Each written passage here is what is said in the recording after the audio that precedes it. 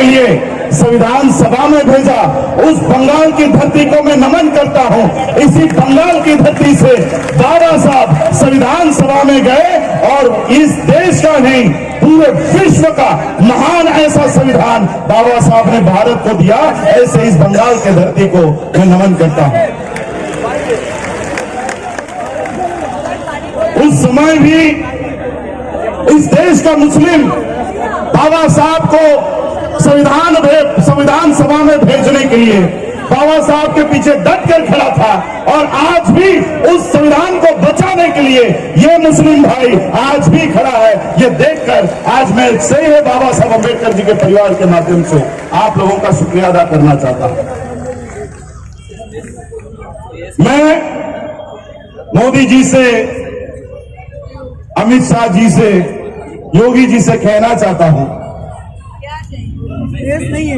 कि बहुत फैला ली नफरत की आग, बहुत जला लिया ये देश नफरत की आग में, बहुत जला लिया ये देश नफरत की आग में। प्यार ही प्यार मिलेगा, एक बार आइए इस शाहीन बाग में, इस शाहीन बाग में। देखो आज इस देश में जो सीए, एनआरसी, एनपीआर बना है, ये कानून केवल मुसलमानों के खिलाफ नहीं है। ये कानून केवल एक धर्म के, एक जाति के लोगों के अधिकार छीनने का काम नहीं करने वाला। इस देश में जब एनआरसी लागू होगा, सीए तो लागू होगा, तब इस देश का सबसे पहले बाहर जाएगा इस देश का आदिवासी, इस देश का हिंदू, एससी, एसटी, ओबीसी। इस देश में कानून इन्होंने ऐसा बनाया है कि बांग्लादेश, अफगानिस्तान, पाकिस्तान से 31 दिसंबर 2014 तक के लोगों को इस देश में नागरिकता देंगे। और इस देश के जो नागरिक हैं उनको 21 मार्च 1971 के पहले के डॉक्यूमेंट मांगे। और जिसके पास 21 मार्च 1971 के डॉक्यूमेंट जिसके पास नहीं होंगे, उनकी नागरिकता ये लोग छीन लेंगे। और क्या कहते हैं अमित शाह, कौन से डॉक्यूमेंट चलेंगे नागरिकता बनाने के लिए, नागरिकता सिद्ध करने के लिए? ये लोग कहते हैं कि आधार कार्ड नहीं चलेगा, राशन कार्ड नहीं चलेगा, वोटर आईडी नहीं चलेगा, ड्राइविंग लाइसेंस नहीं चलेगा, इलेक्शन आईडी नहीं चलेगा। 2019 में इस देश में इलेक्शन हुई। इस देश में जब इलेक्शन हो रही थी, हमारे वोट लेने के लिए आधार कार्ड चल रहा था, हमारे वोट लेने के लिए ड्राइविंग लाइसेंस चल रहा था, इलेक्शन आईडी चल रहा था, राशन कार्ड चल रहा था। और जब नागरिकता देने की बात आ रही है, तब कहते हैं कि ये सारे कार्ड नहीं चलेंगे। मैं भी अमित शाह जी से कहना चाहता हूं, ठीक है कि ये कार्ड नहीं चलेंगे, लेकिन इस कार्ड के ऊपर, इस कार्ड के बदले में, इस कार्ड के बलबूते पर आप लोगों ने हमारे वोट लिए, हमारे वोट पर आपने सत्ता बनाई। अगर आज हमारे कार्ड नहीं चलते तो आपकी सत्ता भी नहीं चलेगी और उस वोट पर बनी हुई सरकार को भी आपको अघोषित, इसको इनवैलिड घोषित करना होगा। तब जाकर हमारे कार्ड आप लोग इनवैलिड घोषित करिए।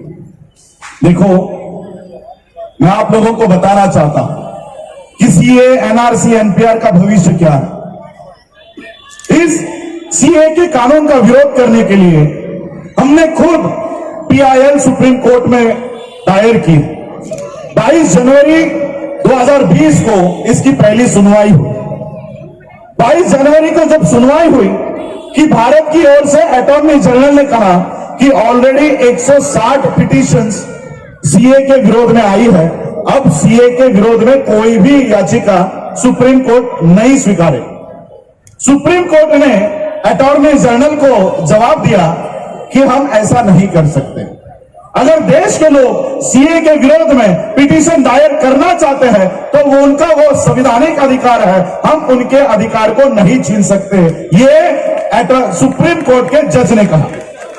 अब मैं आपको बताना चाहता हूं, सुप्रीम कोर्ट का जज भी कह रहा है कि संविधान में लिखे हुए अधिकारों को जो लोगों के हाथों में है उसको हम नहीं छीन सकते। मैं मोदी जी से कहना चाहता हूं कि मोदी जी, ये देश बाबा साहब के लिखे हुए संविधान पर चलता है। ये देश देखो, आज आप लोग बता रहे हो, आप लोग मेरा इंट्रोड्यूस कर रहे हो कि मैं बाबा साहब का परपोता हूं। हम लोग बाबा साहब के, तुषार गांधी जी के घर में जन्म लिए होंगे, लेकिन हम बाबा साहब के, गांधी जी के बच्चे नहीं हैं। इन महान नेताओं ने अपने घर वालों के लिए, अपने परिवारों के लिए आंदोलन नहीं किया।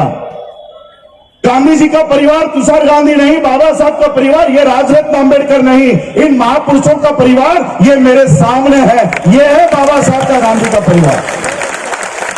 इन लोगों के लिए अपनी कुर्बानी दी है। और इसलिए मैं आज उस अधिकार के तौर पर थोड़ा सा कह सकता हूं, अमित शाह जी को कहना चाहता हूं, गांधी जी और ये मोदी जी को कहना चाहता हूं कि मोदी जी, ये देश आपके बाप के कानून पे नहीं, मेरे बाप के कानून पे चलेगा, मेरे बाप के लिखे संविधान पे चलेगा।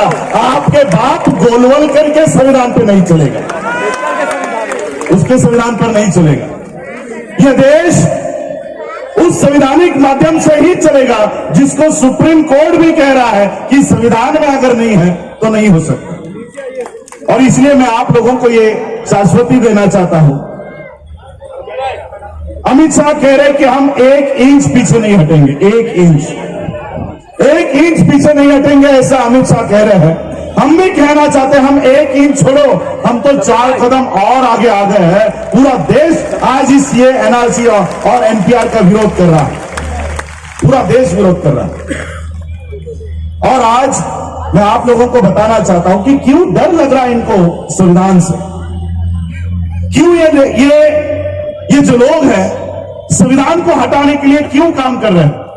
आज यही संविधान इस देश के हर एक को, इंसान को, हर एक बंदे को अधिकार दे रहा है। इन 70 सालों में देखो, ये संविधान लागू होने से पहले हम लोग इस देश में अनटचेबल्स थे, छूने तक का अधिकार हम लोगों को नहीं था, हम लोगों को पानी पीने का अधिकार नहीं था, हम लोगों को बैलगाड़ी में बैठने का अधिकार नहीं था। लेकिन बाबा साहब के संविधान के वजह से जिस कौम को बैलगाड़ी में बैठने का अधिकार नहीं था, आज वो कौम हवाई जहाज उड़ाती है। ये बदल बाबा साहब के संविधान के वजह से इस देश में हुआ। और इसलिए आज ये इस देश के संविधान को हटाना चाहते हैं। फिर से इस देश में उनकी मनुस्मृति का कानून इस देश में लागू करना चाहते हैं। इस देश में बाबा साहब के संविधान की वजह से आज मैं मोदी जी का, अमित शाह का धन्यवाद करना चाहता हूं, उनका शुक्रिया अदा करना चाहता हूं कि उनके एक गलती की वजह से ये सारे लोग जो हिंदू बने बैठे थे, मुसलमान बने बैठे थे, क्रिश्चियन बने बैठे थे, बौद्ध बने बैठे थे, सिख बने बैठे थे, ये बाबा साहब के उस वाक्य के ऊपर ये सारे लोग आज भारतीय बना दिए। ये मोदी और गाये अमित शाह की गलती की वजह से आज हम सारे एक हो गए, वरना हम तो अपने अपने जातियों में लड़ने लगे पड़े। आज हम भारतीय होने के नाते इस देश को बचाने के लिए आ गया है। मैं शाहीन बाग में गया था, आज भी हमारे सारी दादी और नानी वहां पर बैठी है, आज दादी यहां पर है। इनको पूछ रहे थे मीडिया वाले कि दादी आप क्यों धरने पर बैठी है। एक भी औरत वहां की, एक भी दादी, एक भी नानी ये नहीं कहेगी कि हम एनआरसी का विरोध कर रहे हैं। एक भी महिला वहां पर नहीं कहेगी कि हम सीए का विरोध कर रहे हैं। सारी महिला, सारे बच्चे, सारे पुरुष वो एक ही बात कहते हैं, हम संविधान को बचाने के लिए यहां पर बैठे हुए हैं, संविधान को बचाने के लिए। और इसलिए आज इस देश के संविधान को बचाने के लिए देखो, आज जिस तरह से बाबा साहब को संविधान बनाने के लिए इस देश के मुसलमानों ने संविधान सभा में भेजा, आज वही मुस्लिम इस देश के संविधान को बचाने के लिए आगे आया है। और मैं आपको कहना चाहता हूं कि आपकी ये लड़ाई अकेले की लड़ाई नहीं है, हम सभी लोग, सभी जाति, सभी धर्म के लोग इस लड़ाई में शामिल है। लेकिन इस देश का मीडिया इस आंदोलन को केवल एक जाति, एक धर्म का आंदोलन बताने के ऊपर तुला हुआ है। यह आंदोलन एक जाति, एक धर्म का नहीं, सभी भारतीयों का यह आंदोलन है। यहाँ पर हिंदू बैठे हैं, सिख बैठे हैं, बौद्ध बैठे हैं और सभी लोग इस देश में बैठे। और इसलिए मैं आप लोगों को कहना चाहता हूं, देखो ये सीए एनआरसी के लिए हम लोग नेशनल लेवल पर तो लड़ ही रहे हैं, लेकिन इंटरनेशनल लेवल पर भी हम लोग इस लड़ाई को लड़ रहे हैं। इस देश की पूरी व्यवस्था आरएसएस ने अपने काबिज कर लिया, अपने हाथों में ले ली। आज कोर्ट अगर कोई एक्शन लेता है, एक रात में उसकी बदली हो जाती है, ट्रांसफर हो रही है, एक रात में ट्रांसफर होती है। पूरा कोर्ट, न्याय व्यवस्था आरएसएस के कब्जे में है, पूरा संसद आरएसएस के कब्जे में है, पूरा मीडिया। आप ये मीडिया नहीं रहा, ये मीडिया में ई जो होता है, एम के बाद ई आता है, वो ई बदल के ओ हो गया है। ये मीडिया नहीं, मोदिया हो गया, मोदिया। दिन भर मोदी मोदी मोदी, एक ही आदमी इस देश में रहता। पूरा मीडिया आरएसएस के कब्जे में है, एडमिनिस्ट्रेशन कब्जे में है। और इसलिए हम लोग जब रैली में आ रहे थे, तब कुछ लोग नारे दे रहे थे कि मोदी हटाओ देश बचाओ, मोदी हटाओ देश बचाओ। मैं आपको कहना चाहता हूं, एक मोदी हटाओगे, दूसरा बिठा देंगे, दूसरा हटाएंगे, तीसरा बिठा देंगे। कब तक ऐसे मोदियों को हटाओगे? अगर हम लोगों को सुख से चैन से इस देश में रहना है तो मोदी हटाने से कुछ नहीं होगा। लेकिन मोदी, अमित शाह, योगी, ऐसे लोग जिस फैक्ट्री से तैयार होते हैं, हमको उस फैक्ट्री को हटाना होगा, उस आरएसएस को हटाना होगा। जब तक ये आरएसएस इस देश से नहीं हटेगी, तब तक इस देश में एनआरसी के बाद, सीए के बाद, एनपीआर के बाद कुछ ना कुछ आता ही रहेगा। और ये काम हम लोग नेशनल और इंटरनेशनल माध्यम से कर रहे हैं। अभी मैं 2 दिन पहले ही इंडिया में आया हूं, ऑस्ट्रेलिया में, वहां के पार्लियामेंट को निवेदन देकर आया हूं कि आपके पास से एनआरसी और सीए का विरोध करने का रेजोल्यूशन यूनाइटेड नेशंस में जाना चाहिए। यूएस में हम लोगों ने आंदोलन किया, ब्रिटिश पार्लियामेंट में आंदोलन किया। आज के टाइम्स में पढ़ लो, ये खबर कोई आज तक नहीं बताएगा, कोई जी न्यूज नहीं बताएगा। वो अंजना को अभी कश्यप लगाना छोड़ देना चाहिए, मोदी लगाना चाहिए। ये कोई न्यूज नहीं बताएगा।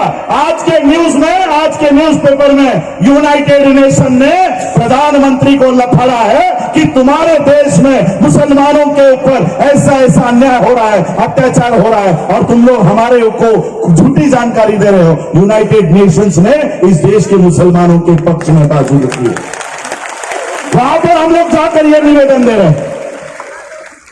मैं आप लोगों को आश्वासित करना चाहता हूं, तो आप लोगों को एक बात बताना चाहता हूं। सीए एनआरसी छोड़ो, एनपीआर छोड़ो।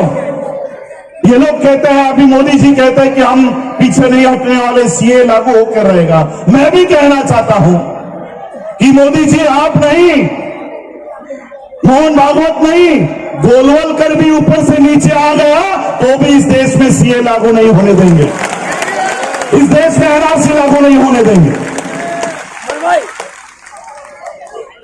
सीए एनआरसी ये किस तरह से इस देश के सभी लोगों को, और सिर्फ हम लोगों को नहीं, जो आरएसएस में है उन लोगों की भी नागरिकता जाएगी। जो लोग हम लोगों के खिलाफ पत्थरबाजी कर रहे हैं, गोलियां मार रहे हैं, उनको भी देश से निकाला जाए। ये लोग नारा देते हैं कि देश के गद्दारों को, ये लोग इस तरह का नारा देते हैं। मैं भी एक नारा देना चाहता हूं आरएसएस के लोगों को। मैं कहना चाहता हूं कि आरएसएस के गद्दारों को, आरएसएस के गद्दारों को स्कूल भेजो, सारों को स्कूल भेजो इनको। हम लोग नफरत नहीं बांटना चाहते। मैं तो मोदी जी को, आज मेरे पास फूल नहीं है, वरना मैं कैमरा के सामने मोदी जी को फूल देना चाहता हूं। मोदी जी, अमित शाह जी, कपिल मिश्रा जी, ये फूल आपके लिए है। और मैं प्रार्थना करता हूं कि आप लोग जल्दी से जल्दी ठीक हो जाए। जो रोग आपको लगा है, मुसलमानों के प्रति जो नफरत पैदा हुई है, ये जो मानसिक रोग आप लोगों को लगा है, उस मानसिक बीमारी से जल्दी इस देश का प्रधानमंत्री ठीक हो जाए। प्रधानमंत्री कह रहे हैं हमको कि जिसके पास कागजात नहीं होंगे हम उसको नागरिकता नहीं देंगे, जिसके पास कागज नहीं है हम उसको नागरिक नहीं मानते। मैं मोदी जी से कहना चाहता हूं कि मोदी जी, अगर आप हमको नागरिक नहीं मानते तो हम भी आपको प्रधानमंत्री नहीं मानेंगे। हम भी आपको प्रधानमंत्री नहीं मानेंगे।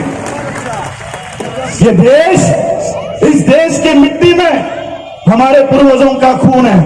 हमारे लोगों ने इस देश की आजादी के लिए लड़ाई लड़ी है। आरएसएस ने एक नाखून नहीं काटा होगा, इतना सा बलिदान नहीं दिया होगा।